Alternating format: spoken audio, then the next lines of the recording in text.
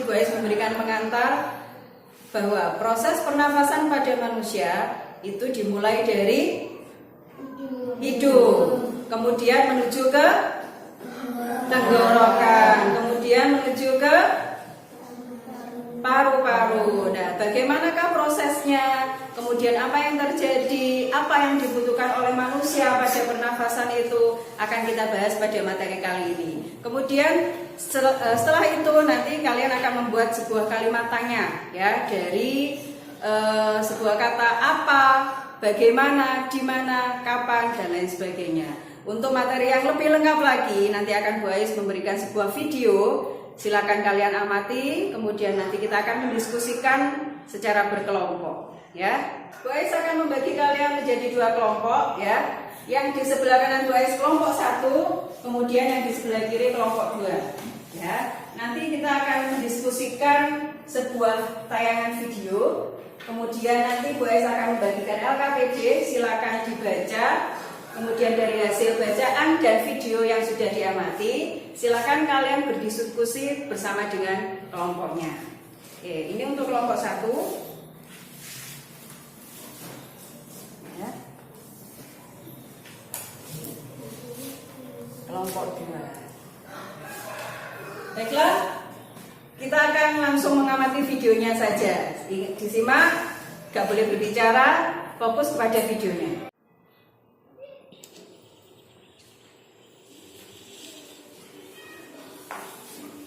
Manusia, hewan maupun tumbuhan, sebagai makhluk hidup, kita perlu oksigen untuk hidup.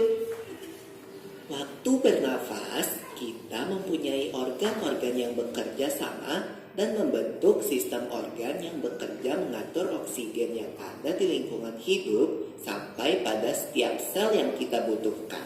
Oksigen ini tidak tersedia di dalam tubuh makhluk hidup. Kita mendapatkan oksigen dari lingkungan sekitar kita. Bernafas artinya kegiatan menghirup atau memasukkan oksigen dari lingkungan hidup dan mengeluarkan karbon dioksida dan uap air melalui alat pernafasan kita. Kali ini kita akan mempelajari lebih lanjut tentang organ-organ pernafasan manusia.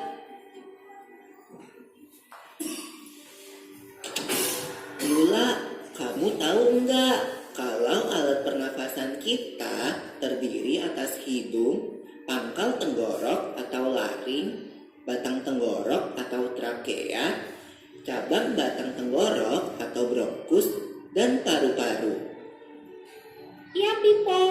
Melalui lubang hidung, udara mendapatkan jalan keluar dan masuk ke dalam tubuh kita. Tapi selain itu, udara juga dapat keluar masuk melalui mulut loh. Namun, jika kita bernafas menggunakan hidung, akan lebih baik loh, People. Karena terdapat lendir dan rambut-rambut halus. Rambut-rambut halus ini berfungsi untuk menyaring udara yang mengandung debu, kotoran, dan kuman penyakit.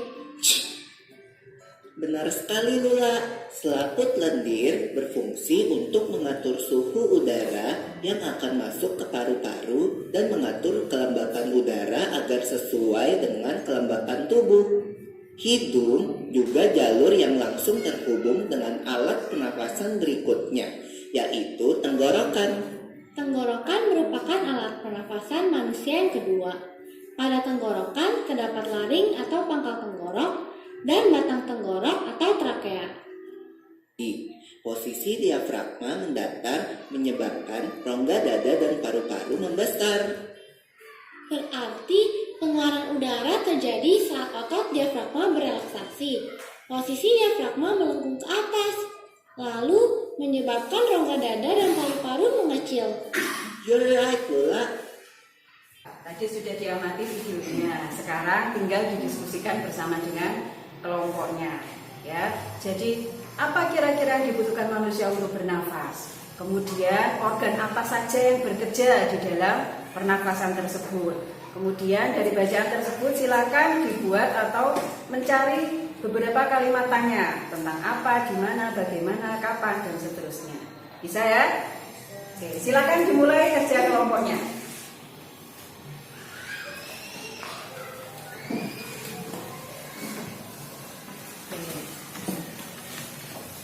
Coba di sini diperhatikan, nanti didiskusikan ya. Pada organ pernapasan manusia, di sini ada hidung, kemudian faring, kemudian pangkal tenggorokan, kemudian ada batang tenggorok, cabang batang tenggorok, anak cabang batang tenggorok, alveolus. Nah, alveolus di sini nanti tempatnya pertukaran oksigen dan karbon dioksida. Kemudian nanti setelah itu, ya, dari kalimat-kalimat bacaan di sini, silakan nanti didiskusikan bersama dengan kelompoknya. Ya. Tentang apa, di mana, kapan, bagaimana, bisa kira-kira membuat kalimatnya?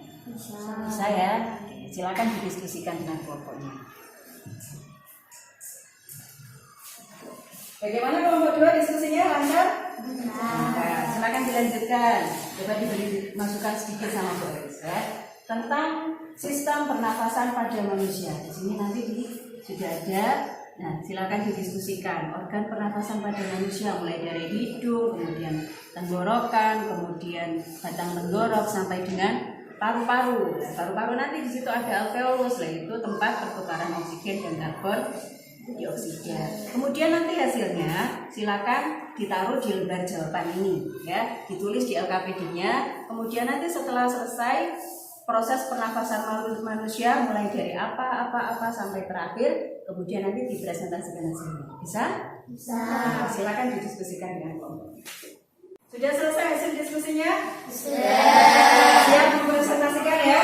Oke, siapa dulu yang mau maju presentasi? Saya dulu. Oke, kelompok 1, silakan maju, Mas Putra. Tepuk tangannya dulu.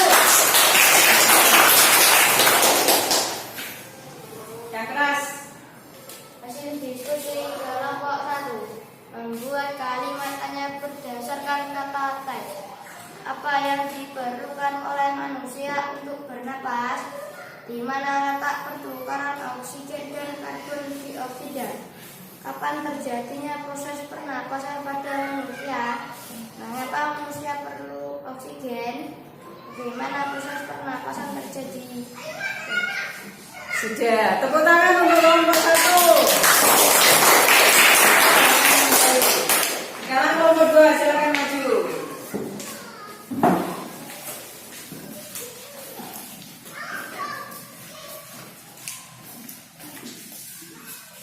Hasil diskusi kelompok 2 akan gerak pernapasan manusia. Hidung adalah tempat masuknya udara dan mengatur kelembapan. Faring atau tegak, ruang getah untuk menghasilkan suara.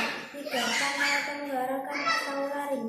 4. Batang tenggorokan atau trakea sebagai tempat untuk lewatnya udara. 5. Cabang batang tenggorokan atau bronkus.